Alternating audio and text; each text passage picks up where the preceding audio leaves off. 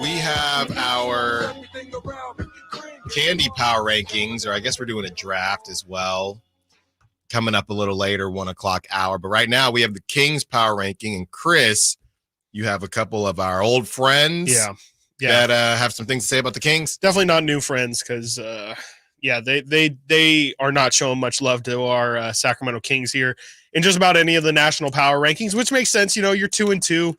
You would have to have a lot of preseason hope/hype around your team in order for them to be able to survive a 500 record and not still move down a lot of these power rankings. I will say most of them kind of hover around the middle of the NBA, so nothing to be too upset about, but still it feels like it would have been nice for them to kind of maybe see through some of the Kings' losses for what it really was, and really was just a couple bad stretches, but of course no one's going to have that level of nuance. So and we can't ask anybody to. Let's start off with CBS.com, who actually has the highest ranking of the Kings amongst all these power rankings.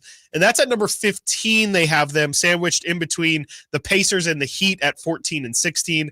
The write-up for the Kings: the beam hath been lit, and DeMar DeRozan has already fit beautifully alongside De'Aaron and Domas, as the Kings boast a ridiculous plus 23 net rating, including a 125 net rating, offensive rating, with all three on the floor. They're each averaging over 20 and 4 assists a game. And good early news for Kings fans: Sabonis is shooting 55% from three on three per game after being encouraged to let it fly during training camp. That's the write-up from CBS. Obviously very positive there. Really feeling like the Kings offense is humming. NBC Sports has the Kings at number 16, sandwiched in between, once again, the Miami Heat and this time the Houston Rockets. Let's see here. The Kings last week are number 16, so they don't move at all. It's no shock that the Kings have a top 10 offense behind 24 points per game from Domas and a number 23 from DeMar DeRozan.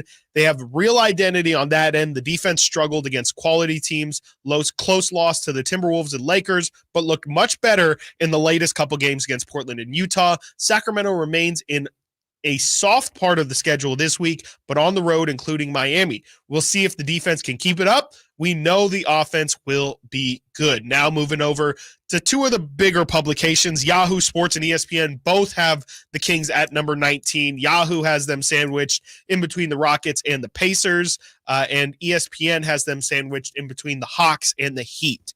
So that Kings-Heat matchup apparently is going to be a really good one, as it seems like multiple publications have them pretty much hovering around the same point at this point in the season.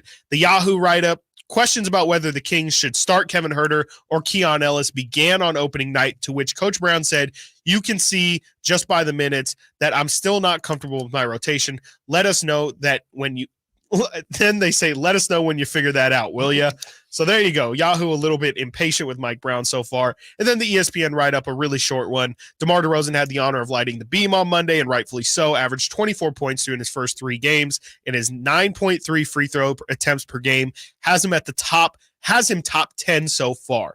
More than that, he's brought an irreplaceable sense of veteran presence and leadership to a locker room that the team feels it has lacked the last 2 seasons under Coach Mike Brown. So there you go. The Kings power rankings nationally. You have CBS at number 15. They really highlight more so the Kings 3 scorers averaging 20. You have ESPN, who has them at 19. More so, again, highlighting DeMar DeRozan's addition to this team, what he's brought both on and off the floor. Yahoo having the Kings at 19 as well, mentioning Mike Brown's I don't know what to call it, but his lack of a grasp of what his rotation's going to be.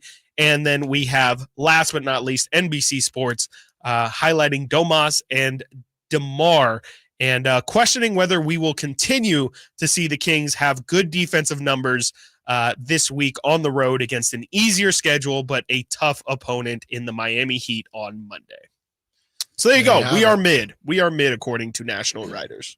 I mean, that where else are we going to be right now? I mean, you beat the teams you were supposed to beat, and when the Lakers were kind of rolling, that's part of the reason they were rolling, because they beat the Kings, right? If they lose that game to the Kings, the hype train cools off a little quicker than it did, and then obviously the Timberwolves, that was a tough game, but you you can't, if as far as power rankings are concerned, I know you said, oh, they could look more into it. I mean, the Timberwolves are 2-2 themselves. So it's not like their 2 losses are to the Thunder and the Celtics. Sure. Right. So that's part of it as well. The Lakers are 3-2. The Timberwolves are 2-2. So they're gonna have to climb themselves out of this. It's still really, really early, but I'm ready to kind of take my flowers for the Nuggets, but another team that I wasn't super sold on, and I think you were kind of in this camp too, Chris, and it's still early as well, is the Mavericks are 3-1. We'll see what happens. I mean, if they get cooking here,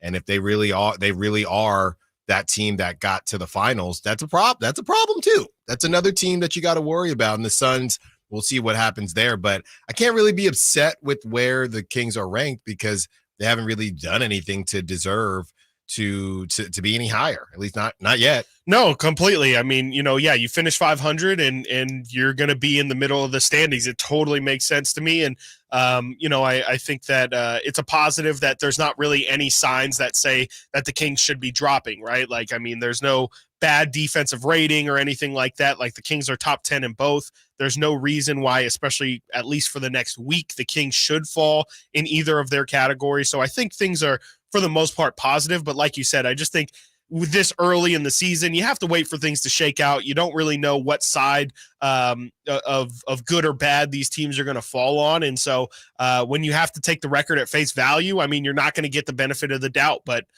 yet again, I think it's important that a lot of those write-ups did mention very positive things. The Kings offense clicking really well.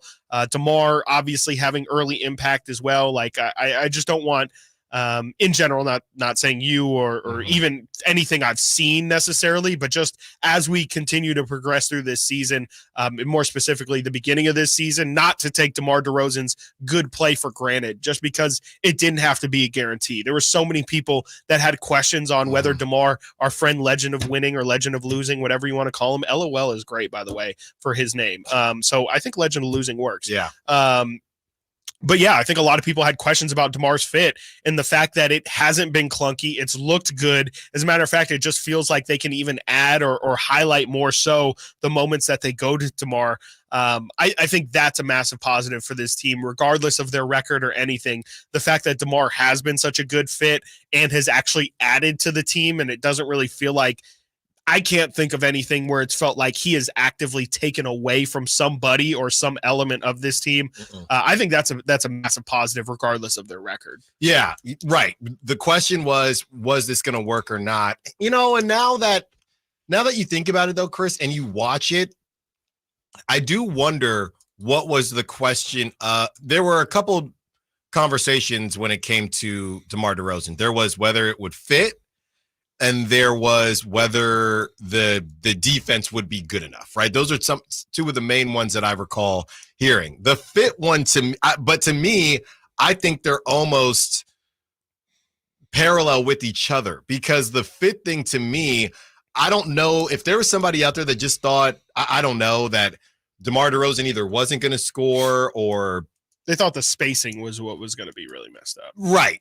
The spacing was going to be off, and they are shooting. I mean, to be fair, they are shooting less threes. I don't know if that's part of it, but they're just still scoring the basketball. But I would say this, the fit on the other side that we've kind of seen is that DeMar DeRozan as a defender is not elite, if you will. So to me, you look at who the Kings are right now, and part of the fit conversation is he going to be good enough to help the team get stops when they need to get stops? And I think offensively, we knew it would be different. It feels like it's working, even though it's still really early.